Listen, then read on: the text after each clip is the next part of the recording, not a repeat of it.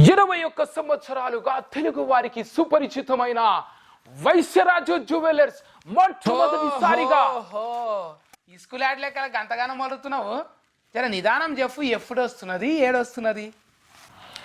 ఫిబ్రవరి 11న సోమాజిగూడలో వస్తుంది. అన్ని గూడలు తిరిగినాం, ఏడ తిరిగినా కూడా తరుగాని ముచ్చటిన పడుతున్నది. మీ దగ్గర తరుగు ముచ్చట ఏందో అది చెప్పు. బయట 18, 20, 24% తరుగు నడుస్తుంటే ఇక్కడ కేవలం 6% తరుగు మాత్రమే తీస్తున్నారు. గిది కదా తరుగు మీద సమరం అంటే. మంచిగుంది. ఒక్క బంగారం మీదనేనా? మిలిగినవి లేవా? ఉన్నాయి.